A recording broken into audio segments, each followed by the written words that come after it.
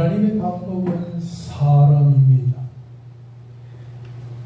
역사를 살펴보면 하나님은 당신이 이 땅에 세우신 사람을 통해서 하나님의 일을 이루어가고 계셨던 것을 살펴볼 수 있습니다.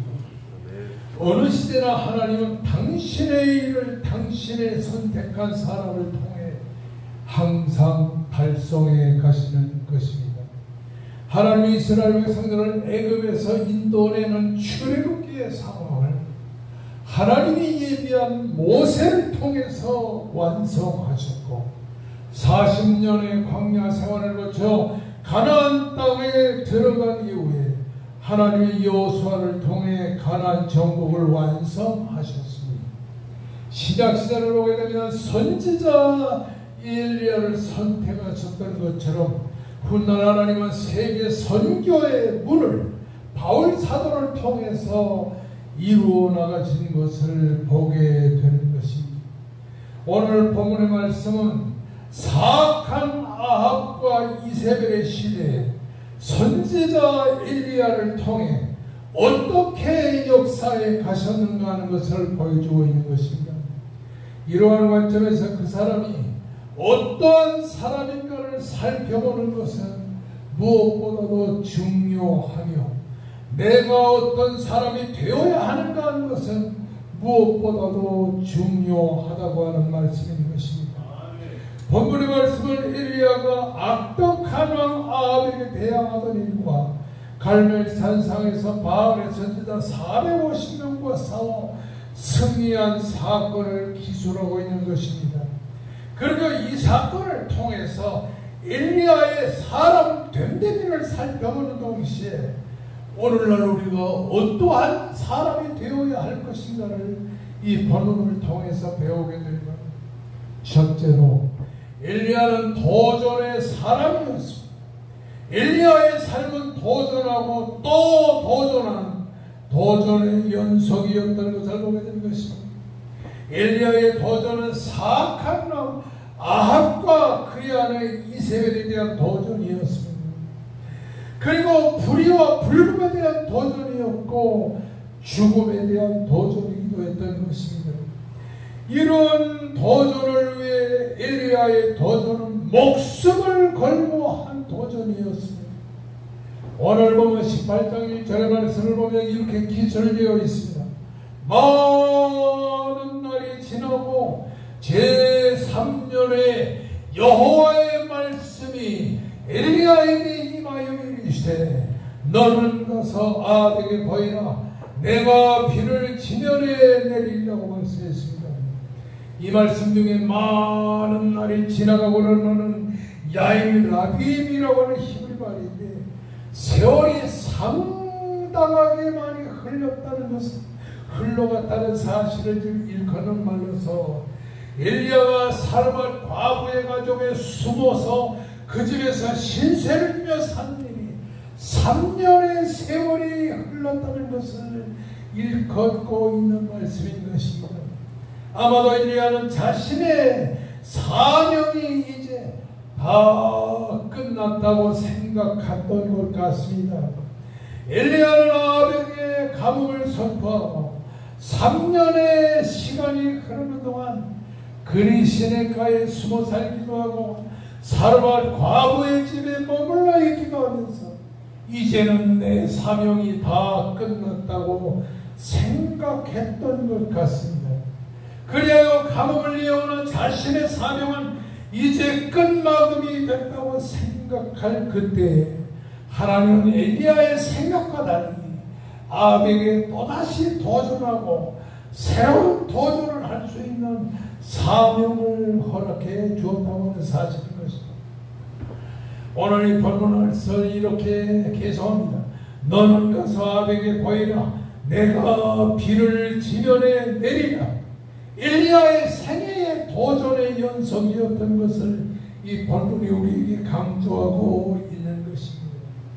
하나님은 엘리야에게 아합에 도전하고 또 도전하는 삶을 명령하셨던 것입니다. 여기서 우리는 성도의 삶에는 안일과 평안이란 있을 수 없다는 사실을 배우게 되는 것입니다. 이처럼 사명에는 끝이 없습니다. 하나의 사명이 지나가면 또 다른 사명이 우리 앞을 기다리고 있는 것입니다. 그래서 참된 성도의 삶은 항상 힘들고 고달픈 것이라고 하는 사실인 것입니다. 아멘. 둘째로 도전에는 용기가 필요하다는 것을 이 본문이 보여주고 있습니다. 노즘에 오바댜를 만난 엘리야는 가서 내 주인에게 말하기를 엘리야가 여기 있다 하라 했을 때 오바댜는 얼굴이 새파랗게 질려버리고 말았습니다. 내가 무슨 죄를 범하였기에 당신이 당신의 종을 아합의 손에 넘겨 죽이려 하나니까? 그리하면 그가 나를 죽이리이다 하면서 벌벌 떨고 있는 오바댜를 보고 엘리야는 이렇게 말을 합니다. 엘리야가 이르되 내가 섬기는 만군의 여호와께서 살아계심을 두고 맹세하노니 내가 오늘 아합에게 보이리라고 용기 있는 말을 하고 있는 것입니다.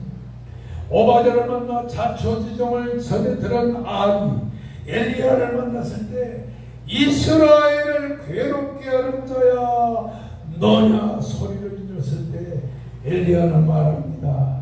내가 이스라엘을 괴롭게 한 것이 아니라 당신과 당신의 아버지의 집이 괴롭게 하였으니 이는 여호와의 명령을 버렸고 당신이 바알을 따르리이다라고 질책한 것입니다. 엘리야는 이렇게 용기가 있었습니다.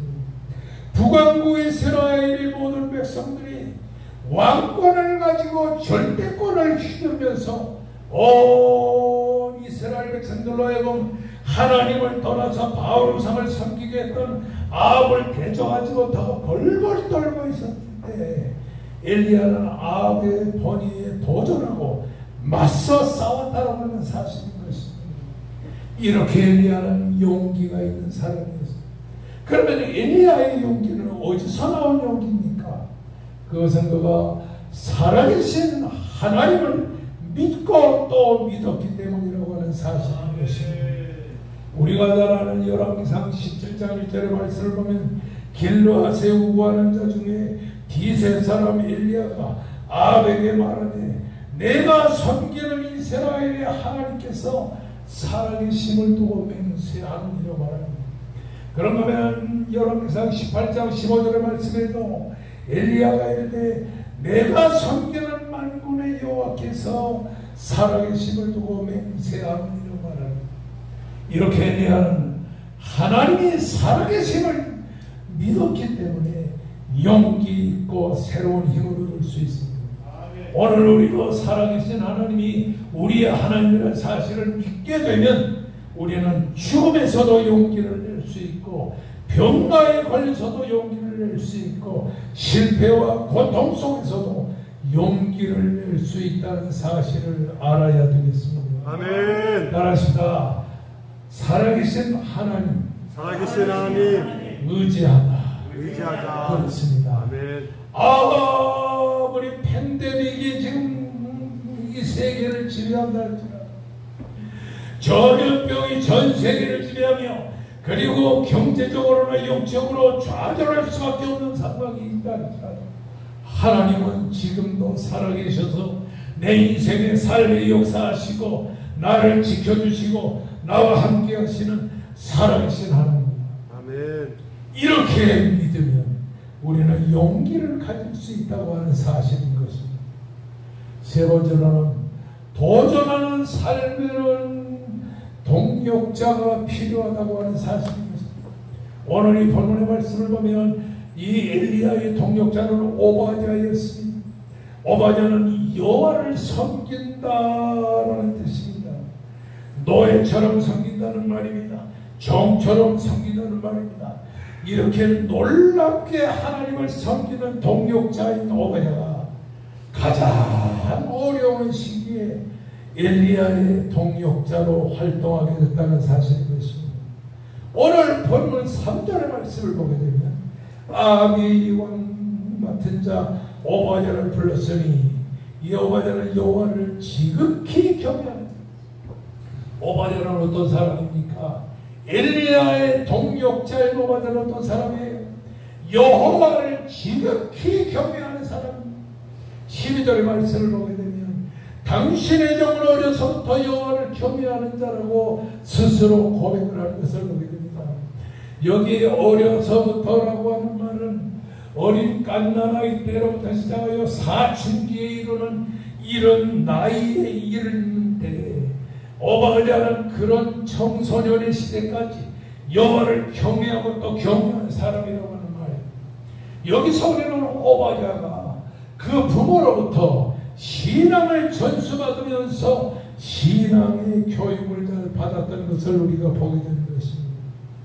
이세벨이 여호와의 선지자를 멸할 때 오바댜는 선지자 100명 50명씩 굴 속에 숨겨놓고 떡을 주고 물을 주면서 죽음의 위기에 봉착한 선지자들을 살렸던 것을 보게 됩니다.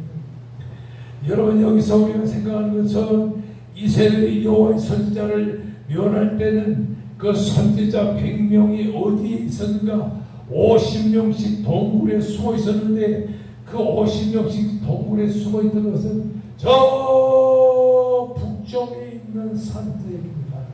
거기에는 동굴이 한 2000개쯤 되는데 2000개의 동굴이 여기저기 있는 석회굴 중에서 오바댜는 50명씩 한 동굴에 숨겨놓고 또 다른 동굴에 숨겨놓고 떡을 주고 그리고 물을 주면서 정말로 하나님이 귀한 일을 했단 말이죠. 오늘도 우리들이 신앙생활할 때 가장 중요한 것은 우리에게 동력자가 필요하다고 합니다.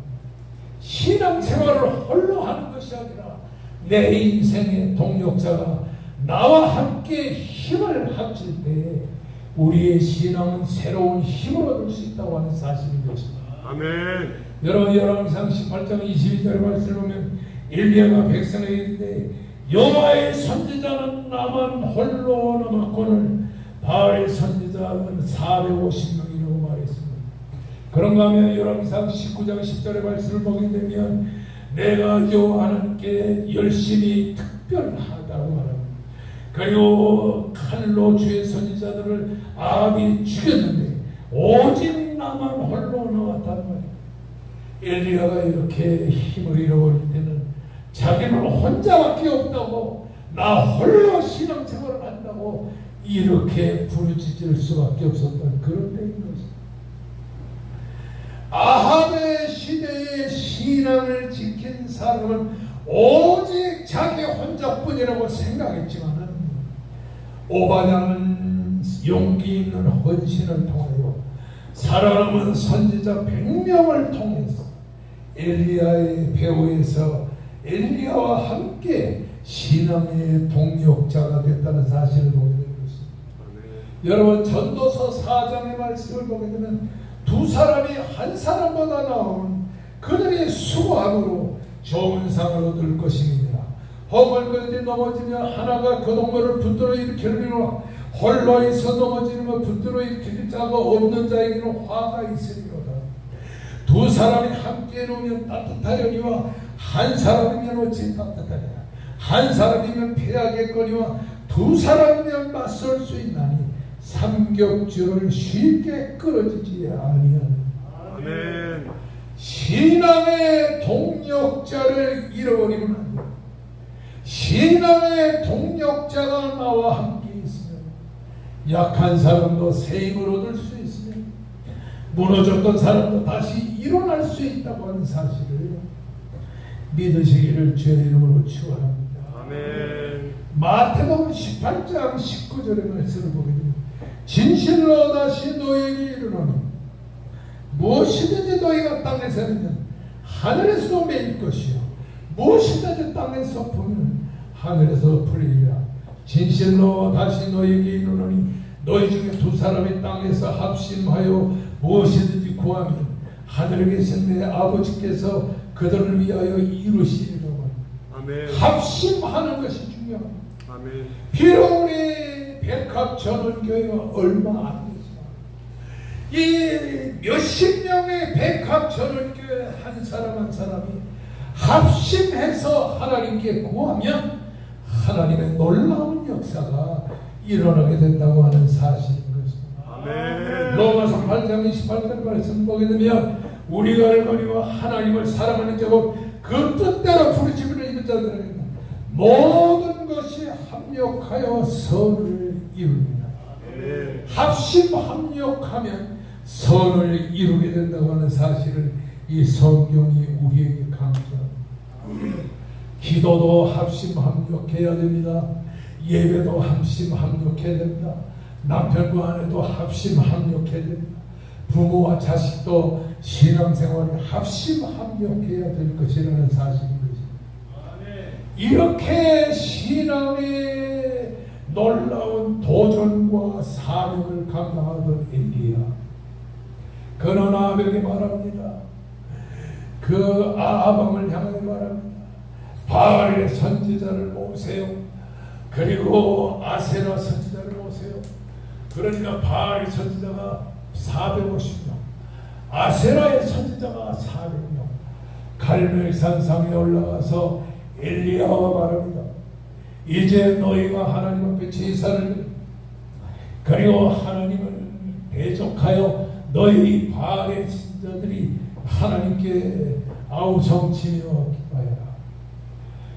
그래서 하늘에 불이 내리게 되면 불로 응답하는 신이 하나님이라는 사실을 증명하자. 그래서 바알의 선지자 450명은 아침부터 저녁까지 바알이여 바알이여 바알이여 바알이여 바알이여 간절히 불을 지었습니다. 그래도 불이 내리지 않냐고.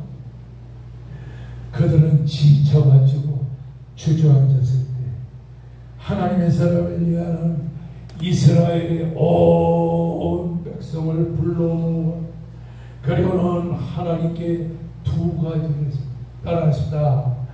예배를 회복한다. 예배를 회복한다. 기도를 회복한다. 기도를 회복한다. 지금 이 코로나 팬데믹 때문에 말이죠. 예배가 다 죽은 상태에 처해 있는 거죠. 이럴 때 우리 백합천교회는 잃어버린 예배를 회복하는 신앙을 여러분들이 가져야 될 것이라고 하는 사실입니다. 아멘. 무너진 여호와의 제단을 수축했다고 말합니다. 여기에 무너진 여호와의 제단을 수축했다고 하는 말은 무너진 하나님의 제단을 다시 쌓아가게 됐다고 하는 말입니다. 엘리야는 그 이스라엘 12개의 돌을 준비해가지고 12개 가지고 돌 가지고 제단을 쌓고 그리고 곡식 중에 다 두세아의 곡식을 거기에다 불 올려놓고 나무를 벌리고 송아지를 죽여서 각을 떠서 나무 위에 올려놓고서 물을 거기다가 쫙 잡고서 이렇게 죽은 송아지를 각을 떠서 제단에 불을 이렇게 제단에 물을 채웠으니까 물로 가득한 제단에 무슨 불이 내리겠습니까? 그런데 그렇게 하나님의 제단에 불로 응답하는 하나님의 제단을 위해서 간절히 하나님이여 불로 제단에 내려주시옵소서. 불로 제단에 내려주시옵소서. 하나님 앞에 간절히 기도했더니 하늘에서 불이 떨어져 가지고 물로 가득한 제단의 물은 다 사라지고 하나님의 불이 그 송아지에 각을 떠서 거기서 제단의 번제와 그리고 소제를 드리는 그 제단에 불로 가득하게 되었습니다. 아멘. 오늘 우리 백합천을교회 하나님의 성령의 불이 임하여 한 사람 한 사람의 심령이 뜨거워지는 역사가 일어나기를 주의 이름으로 축원합니다. 아멘.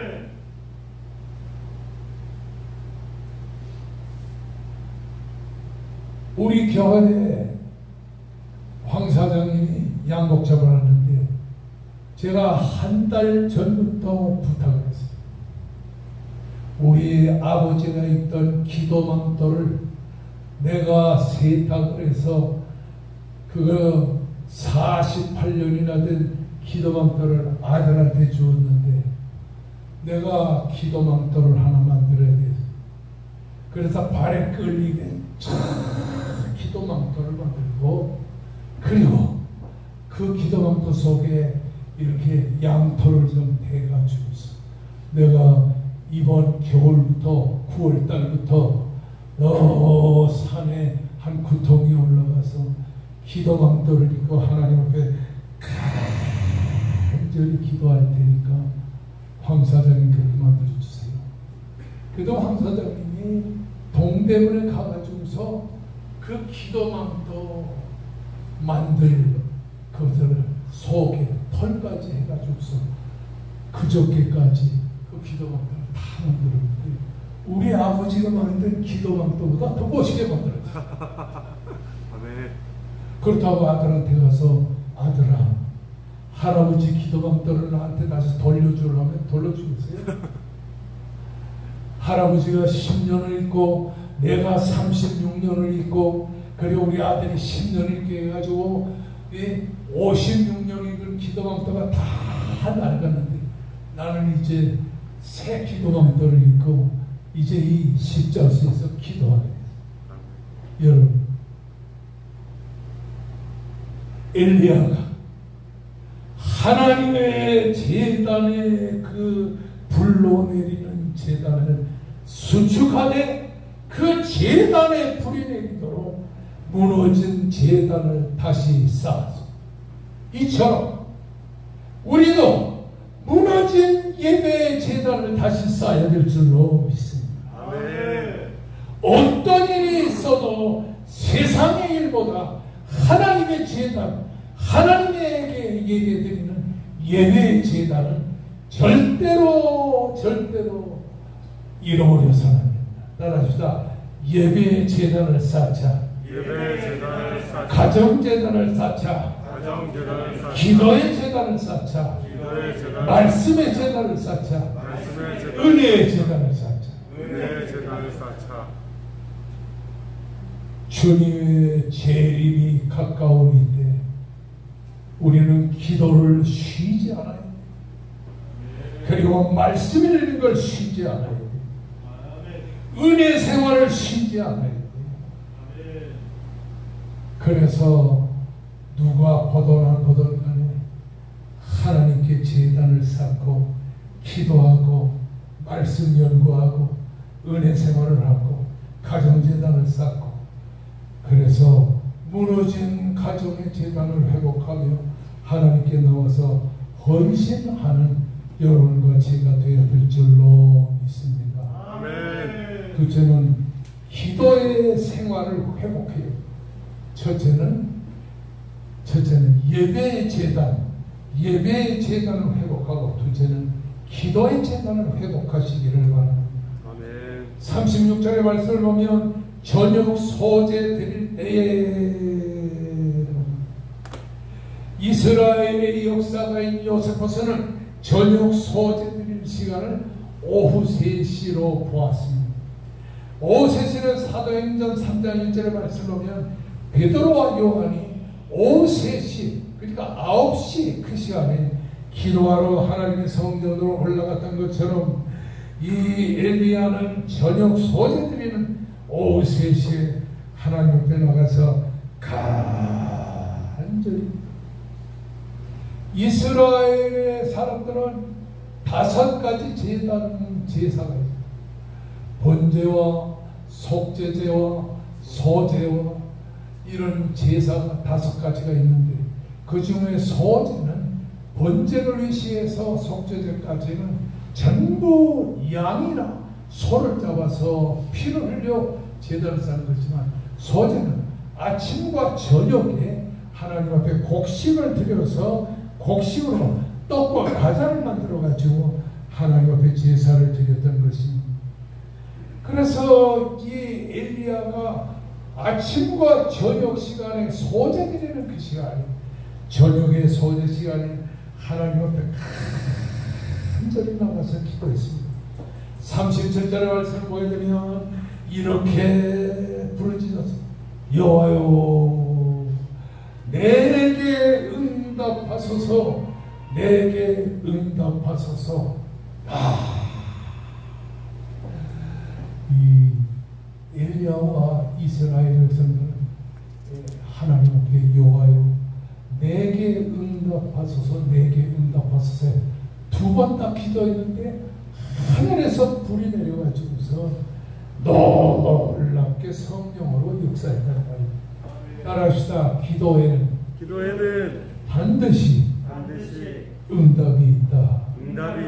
믿습니까? 아멘. 네, 기도는 반드시 응답이 있어요. 1973년 9월 첫째 주일날 제가 정신대학교를 졸업했습니다. 신대원을 졸업해서 하나님 앞에 간절히 기도하는데, 그때는 제가 낮에는 환자를 보고 저녁에는 기도하고 그런 생활을 하면서 신학교를 다녔던 그런 때예요. 그런데 1970년에 종신대 신대원을 졸업하고 나서 73년 2월 달에 아버지한테 말씀했어요. 아버지, 죄송하지만 제가 이제부터 목회를 시작해야 될 텐데 아버지, 나 산에 가서 6개월 동안 기도하고 오면 어떻겠습니까? 그랬더니 아버지가 가서 기도해라. 그래서 요 서울에 가면은 광장동 바로 뒤에 야산이 있습니다. 지금은 거기가 사람들이 이렇게 산에 올라가서 운동하는 그런 곳이지만 옛날에는 거기가 기도원이 하나 조그마하게 있어요. 그래서 그 기도원에 올라가서 하나님 앞에 간절히 기도하는데, 그때가 1973년 2월, 3월, 4월, 5월, 6월, 7월, 8월 말까지 간절히 기도했어요. 2월 달에 학교를 졸업했으니까 6개월 동안 간절히 기도하는데 하나님께서 저에게 이렇게 지금의 왕성교회에, 그 당시 교인이 한 40명쯤 되는데 전부 가난한 사람들만 있었어요. 남자들은 집에서 애 보고, 아내들은 이렇게 생선 칼집 같은 거 이렇게 잘라가지고 그걸 갖다 사과개자 위에다 올려놓고 길거리에서 팔면서 사는 아주 가난한 사람들이 있었던 그런 거죠. 그때 그 왕성교회 이름이 봉신제일교회라는 교회였습니다. 그래서 그 교회로 추록한 데를 이렇게 세를 내서 거기다 이제 아내를 태우고 아들, 딸 길려나 목사하고 딸 길안나 이렇게 태워가지고서 오는데요. 아니, 교역자가 이렇게 그 교회에 부임하면 그래도 교인들이 나와가지고서 환영을 해야 될 거 아니에요? 아무도 안 나온 거예요. 그래서 그 추록에서 짐을 내려가지고 어디 놀 데가 없어서 남의 집 처방에다 놓고서 이렇게 저녁을 먹으려고 하는데 쌀을 하나 줬잖아요. 그래가지고 이렇게 아버지 기도망토를 내가 입고 교회로 갔어요. 아내와 그리고 아들, 딸은 그 짐이 있는 곳에 거기서 자게 하고, 그래서 하나님 앞에 나가서 간절히 기도를 드렸는데 이런 기도를 했어요. 여호와여, 교회를 부흥시켜주세요. 아멘. 11시부터 시작해서 12시, 1시, 2시, 3시, 4시, 5시, 6시, 7, 8, 9시까지 10시간 동안 새벽 기도까지 해가지고 10시간 동안 간절히 기도했어요. 교회를 부흥시켜달라고 간절히. 그 다음 날도 11시에 가가지고 아침 10시까지 간절히 기도하는데 마음속에 무슨 생각이 나냐면 내가 하루에 12시간씩 기도해야 되겠다. 그래가지고 11시, 12시, 1시, 2시, 3시, 4시, 5, 6, 7, 8, 9, 10 그리고는 집으로 가서 세수하고 그리고는 아침 먹고 그리고는 골방에 우리 집에 골방이 있는데 지금 내가 우리 집에도 여기 지금 십자수기도원에 이 원로 목사실에 기도 골방을 만들기 위해서 장소를 좀 만들어 놨는데 그 기도 골방에서 2시간 그래 마음속에 무슨 생각이 있냐니 내가 무릎을 꿇고 기도해야 되겠다. 그래서 밤 11시부터 시작해서 아침 11시까지 10시까지 무릎을 꿇고 기도하니까 이 무릎이 굳어가지고요. 아침에 무릎을 펴는데 이 10분쯤 15분쯤 춤을 넣어야 됐어요. 그리고 골방에 들어가서 2시간을 또 간절히 기도하는 거 하루에 12시간씩 기도를 6년 2개월 동안 하는데 어느 날 부흥회 가서 저 북쪽에 의정부 쪽에 부흥회를 하는데 부흥회 끝나고 낙고물을 하고 나서 이제 점심을 먹는데 교회에서 연락이 왔어요.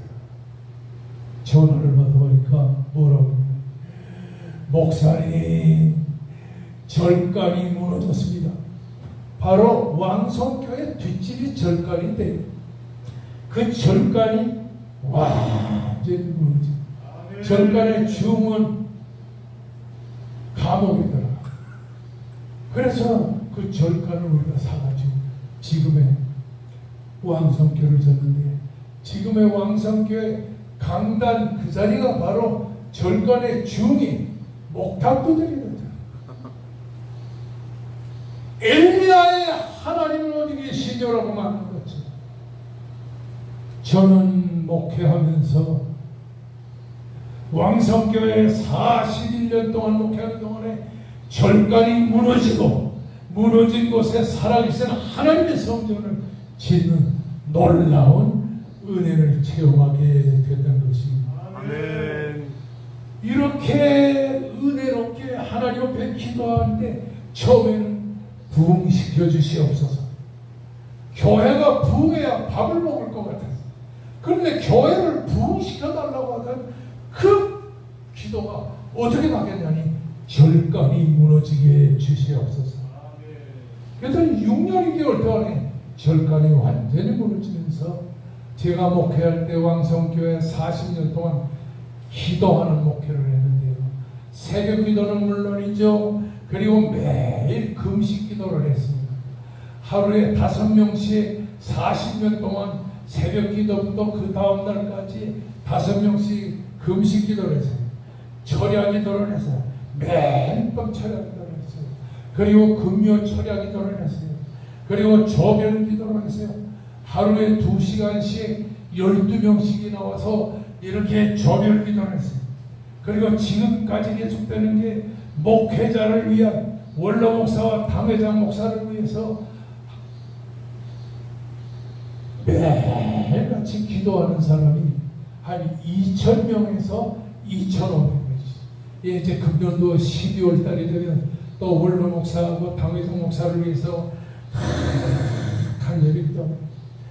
그리고 365일 금식 기도도 계속 이렇게 기도하면서 목회를 했는데 이런 기도 운동의 시야 때문에 교회가 날로 부흥하게 된 거죠. 여러분 오늘 38절의 말씀 보면 따라하십시다. 이에 불이 내려서 하나님 앞에 불을 달라고 간절히 기도했더니 하나님께서 하늘에서 불을 내려주시고 그러니까 온 이스라엘 백성들이 뭐라고 기도했냐면 여호와 그는 하나님이시로다. 여호와 그는 하나님이시로다. 이러면서 온 그 바알의 선지자 450명을 기손 강가에서 죽이고 살아계신 하나님이 이스라엘의 하나님인 것을 증거하는 놀라운 역사가 일어나게 됐던 것을 보게 되는 것입니다. 아멘. 잃어버린 예배를 회복하는 우리가 되어야 될 줄로 믿습니다. 아멘. 잃어버린 기도를 회복하는 우리가 되어야 될 줄로 믿습니다. 아멘. 하나님께서 오늘의 시대를 사는 우리들에게 기도와 예배가 살아움직이는 놀라운 역사로 날마다 하나님께 영광을 돌리는 여러분 되시기를 예수님의 이름으로 축원합니다.